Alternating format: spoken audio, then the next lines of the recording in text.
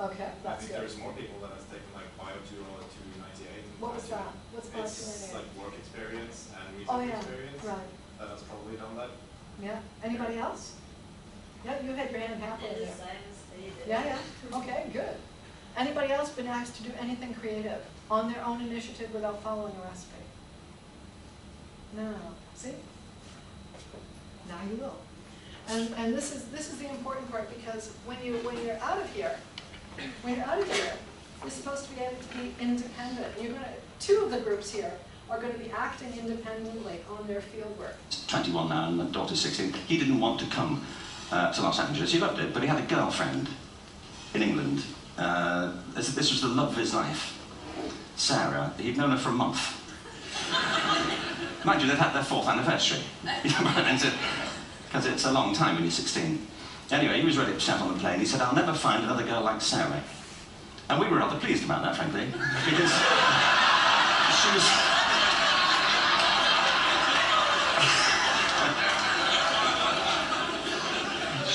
she was the main reason we were leaving the country.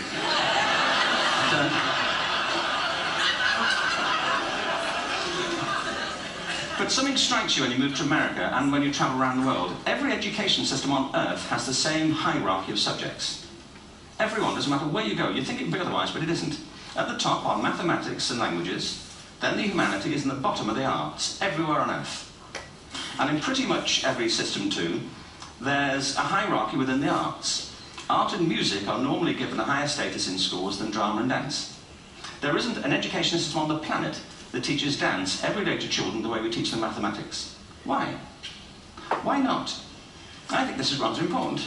I think maths is very important, but so is dance. Children dance all the time if they're allowed to. We all do. We all have bodies, don't we? You know, did I miss a meeting? I think. Truthfully, what happens is, as children grow up, we start to educate them progressively from the waist up. And then we focus on their heads, and slightly to one side. If you were to visit education as an alien and say, what's it for, public education, I think you'd have to conclude, if you look at the output, you know, who really succeeds by this? Who does everything they should? Who gets all the brownie points? You know, who are the winners? I think you'd have to conclude the whole purpose of public education throughout the world is to produce university professors. Isn't it?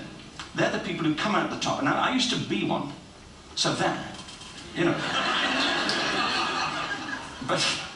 And I like university professors, but, you know, we shouldn't hold them up as the high watermark of all human achievement. They're just a form of life.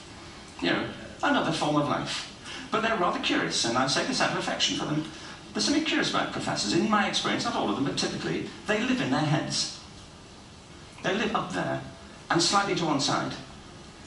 They're disembodied, you know, in a kind of literal way. You know, they look upon their body as a form of transport for their heads. You know, okay. It's a way of getting their head to meetings.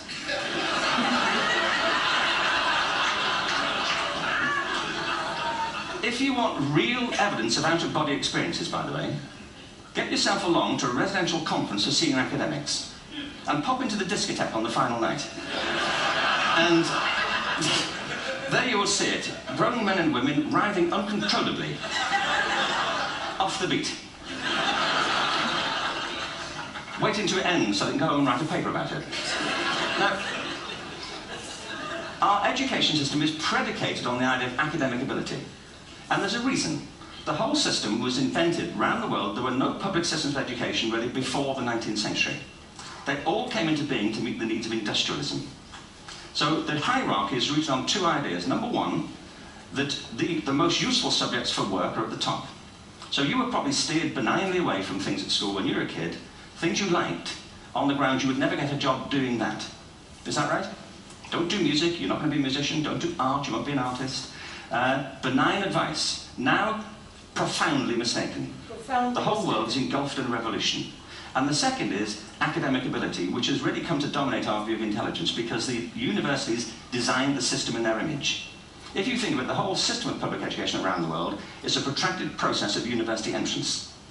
And the consequence is that many highly talented, brilliant, creative people think they're not, because the thing they were good at school wasn't valued or was actually stigmatized. And I think we can't afford to go on that way. In the next 30 years, according to UNESCO, more people worldwide will be graduating through education than since the beginning of history. More people. And it's the combination of all the things we've talked about, technology and its transformational effect on work, and demography and the huge explosion in population. Suddenly, degrees aren't worth anything. Isn't that true? When I was a student, if you had a degree, you had a job. If you didn't have a job, it's because you didn't want one. And I didn't want one, frankly, so... but now, kids with degrees are often heading home to carry on playing video games. Because you need an MA, where the previous job required a BA, and now you need a PhD for the other. It's a process of academic inflation, and it indicates the whole structure of education is shifting beneath our feet. We need to radically rethink our view of intelligence. We know 3 things about intelligence. 1, it's diverse. We think about the world in all the ways that we experience it. We think visually, we think in sound, we think kinesthetically, we think in abstract terms, we think in movement. Secondly, intelligence is dynamic. If you look at the interactions of the human brain, as we heard yesterday from a number of presentations, intelligence is wonderfully interactive. The brain isn't divided into compartments. In fact, creativity, which I define as the process of having original ideas that have value, more often than not, comes about through the interaction of different disciplinary ways of seeing things. The brain is intensely, by the way, there's a shaft of nerves that joins the 2 halves of the brain called the corpus callosum. It's thicker in women. Following on from Helen yesterday, I think this is I'm going to stop there. Okay. Anybody can listen to the whole thing there. But he's quite right. It is shifting. And if you, how many of you want to go on to a PhD? 1 or 2. Okay. Yeah, exactly. And for the PhD, how's your job situation looking? TAs who are in the PAs. Yeah, look at those smiles. Yeah. It's a 3-year commitment. So, people in your situations, what jobs do they get? Just offhand. Sorry? People when they're finished PhDs in your topic, what kind of jobs do they get? Normally they continue in academic area. So they try to get a postdoc. Yeah, postdoc. Which is also another 2-year contract. Yeah, 3. Right. Yeah. How about you, Rui? I have several colleagues after graduation. Most of them stay in academic as a postdoc in Berlin or in the other place. Right. So staying in academia. Yeah. Yeah. So, but a great majority will be going out and doing something else. And that something else requires skills that are not aimed only at getting a grade and getting to the next thing there, which is why we're teaching you this here. And also, I'm going to try and tell you, we don't want you to be more like us, me. We want you to be more like you, but be able to identify the skills that you have that work well. And this means that there are some skills here that probably you haven't had valued before, that we will suddenly find in this course has value. And that, where are we now? Over here. Yeah. There is also, there's a hierarchy in scientific journals. At the top are 2 journals, one called Nature that comes out of Britain, one called Science that comes out of the US, North America. And they also have taken the consequences of these things. And there is, let's see if this works here. In order to get noticed, it's really difficult to get noticed, but Science has now for the 5th or 6th year running, they have a Dance Your PhD competition. So this is like 3 years of work that gets, and this is the competition winner, 3 years of work that gets, let's see, can you do this? Yeah, thanks. 3 years of work, and the winner gets all kinds of stuff. And certainly gets a lot of attention. If I was a peacock, so only you watch show my tail. And if we were ponies in the New Forest, I'd nibble at your mane. Animal love, you're just animals love. You're a sexual safari and I just can't get enough. Yeah.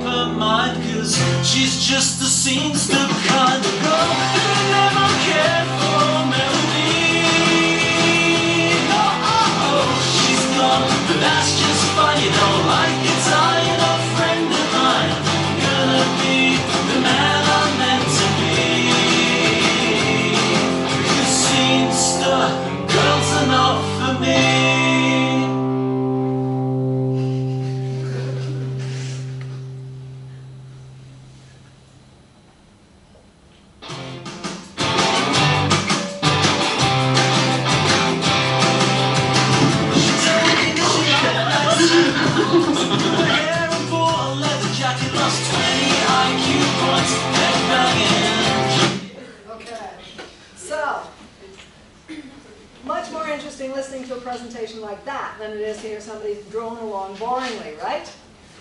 And we will, one of the groups here has actually had Carte Blanche Dance Company as their guide for making oral presentations.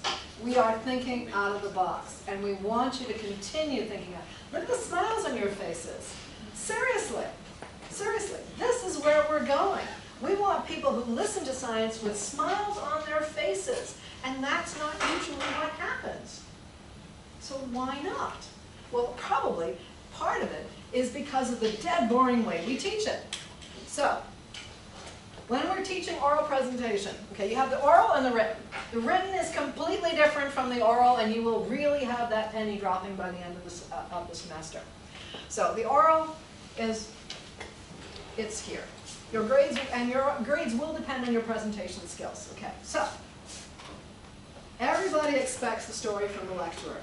In a large audience, at a large conference, there are many who want to listen to the ones who speak to you, and who are there or are nervous for your own presentation. Some who are there to be polite, some who are there to listen to you, but thought you were going to talk about something else, and now I'm going to drift off into something else completely because most of you are reading that. Most of you are reading that. And that was on purpose. I started out, more or less, reading this text when I was over here. And most of you kept your eyes there. And this is your first lesson. The eyes win. If you're going to be listening to somebody, or you want somebody to listen to you, don't put text there that you're going to be reading, because that is competition for attention to you. You've made your own competition, and you will lose. That's the stupid part. You will lose that competition between paying attention to you or reading the text. Everybody reads the text. They might have some portion of a brain or an ear on you, but everybody reads the text. So don't put a lot of text up there, because that distracts from you. And certainly when those dancers were going and there was the text up there, everybody read the text. But there was only a couple of pieces of word, a couple of keywords, and that was it. So what you want to do is make sure that people are looking at you and they're listening to you instead of having to use only their ears. Okay. The other point here is that there's many ways of getting these results and stuff around. We will hop over this because that big and long and complex abstract, these results provide a comprehensive analysis of exposure patterns as a function of socioeconomic status in U.S. adults, providing important information to guide future public health remediation measures to decrease toxic and disease burdens within society. There's a visual version of this abstract, and it is this one. So the toxins are associated with how much money is in your family, where you live, what socioeconomic status. So there's all those words is really hard to get, but that picture gets it through very quickly. So the oral presentation that we're going to have now is from you. It's on Wednesday. Okay. We don't want unstructured material, and we don't want things that are unplanned. And we also don't want a whole lot of graphics and overload, because this is true. This PowerPoint can really kill you. And you're going to have too much on a visual aid and so on. It gets really confusing. But everybody has this part here, that they're nervous and they're frightened. They want to be liked because they're up here. And for some of you, most of you in fact, doing it in English, which is a requirement here, it's a foreign language. For me, I used to teach this course in Norwegian. That was a foreign language for me, but that was okay. The other thing is reacting to the audience, and you want to be finished before you start it. For example, let's say you.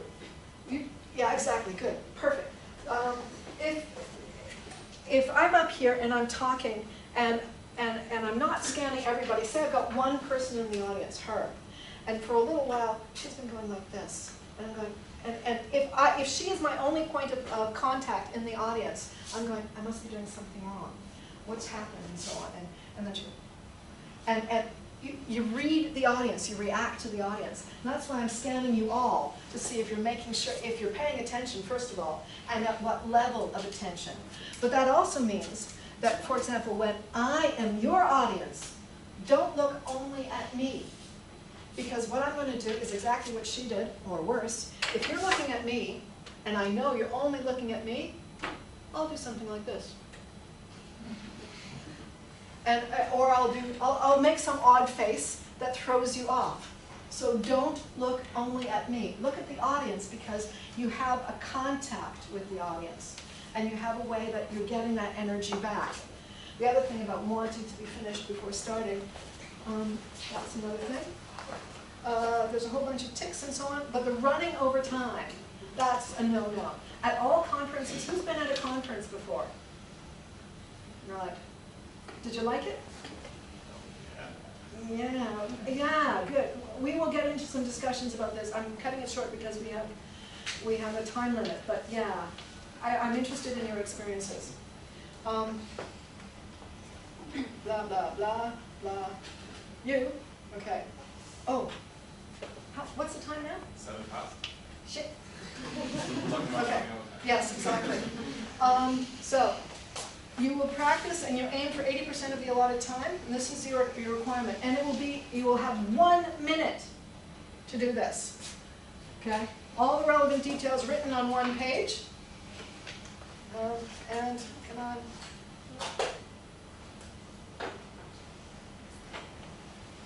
One minute, and you're going to have to answer your name, where you come from, your previous work education or experience, and why you chose to do a master's in biology.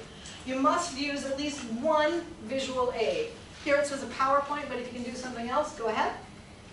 But you have to use 1 visual aid. And you can use whatever else.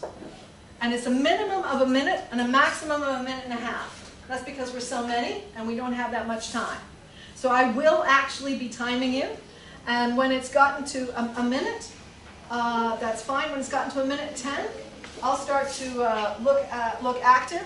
When you've gone past 1.5 minutes, I'll start walking towards you. And really, it does make you nervous. It does.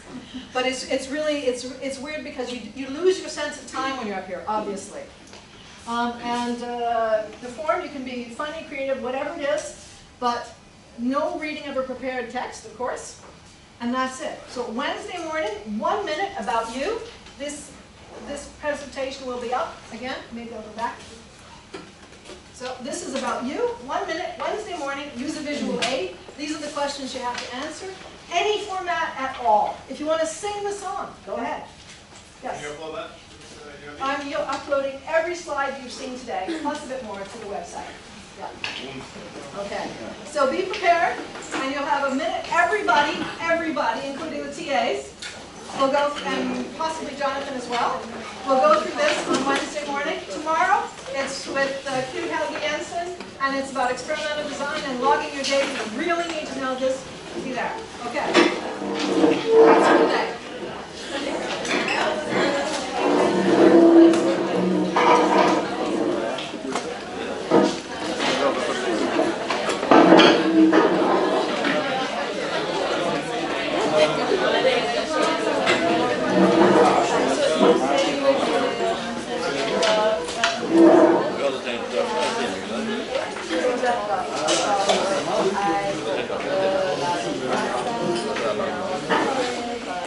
Ja, det er sant.